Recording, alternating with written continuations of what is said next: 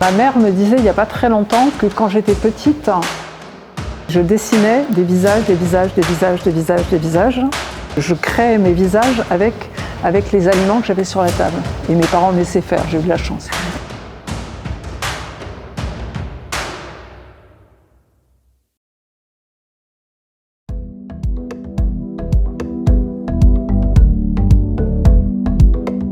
Quand j'étais petite, parce que tout commence par là, j'étais passionnée par la danse, je dirais vraiment très très fortement. Et en même temps, j'étais passionnée par la peinture, particulièrement par le dessin. J'ai commencé par le dessin. Et quand l'âge adulte a commencé à poindre son nez, il a fallu que je fasse des choix.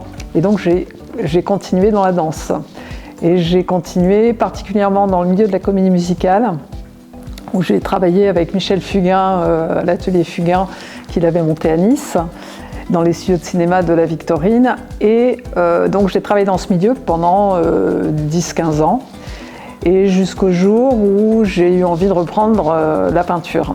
Et donc j'ai commencé à prendre des cours dans les ateliers de la ville de Paris, à Paris, parce que j'habitais Paris à l'époque. Et donc là, ça a été une fièvre. C'est-à-dire que là, je me suis complètement donnée à ça. Et tout en continuant mon métier dans la technique, j'étais passée plus dans le milieu de la production. Donc j'étais entre les deux. Et quand j'avais des intermittences, j'étais complètement dans la peinture. Voilà. Et j'ai commencé à main nue, c'est-à-dire que j'ai peint avec mes mains, beaucoup. J'étais dans quelque chose de très tribal, je peignais des gens de couleur, je trouve que le néologisme est assez intéressant. C'était vraiment des gens très typés et en même temps avec de plus en plus de couleurs. Voilà. Et là, j'ai trouvé mon histoire.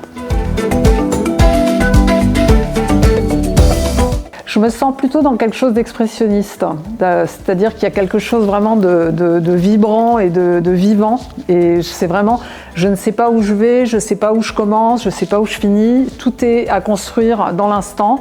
Et c'est vraiment de l'expression libre, c'est de l'expression, même si j'ai choisi un sujet qui est figuratif.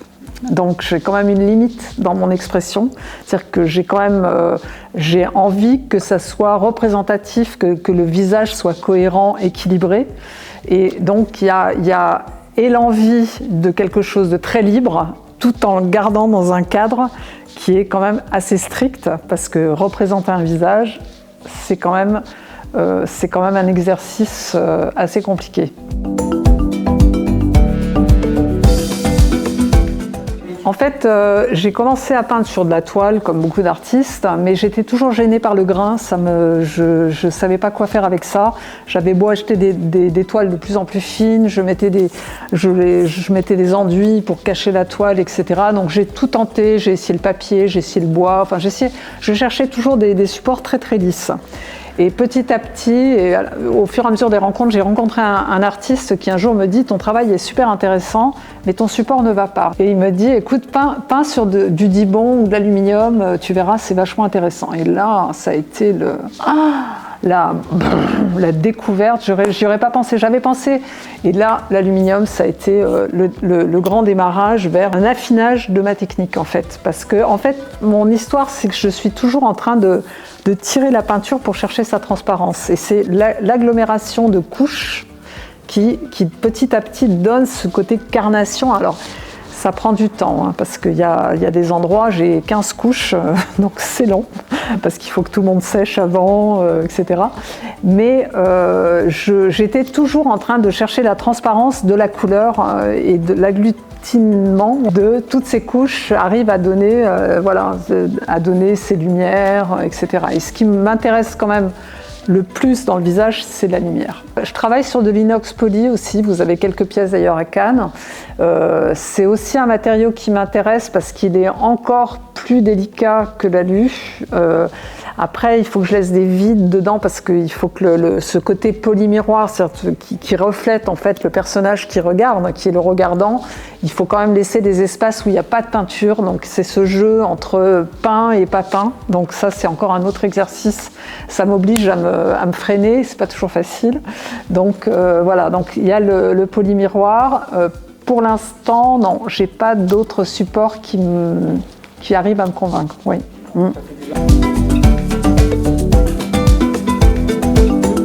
Eh bien, j'ai une exposition collective à la galerie Vicelli qui est donc à Paris, rue du Pas de la Mule.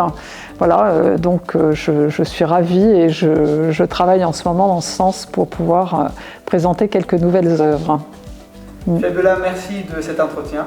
Et du coup, on se retrouve le 17 novembre au 5 rue du Pas de la Mule à Paris. Super. Merci beaucoup. Merci beaucoup.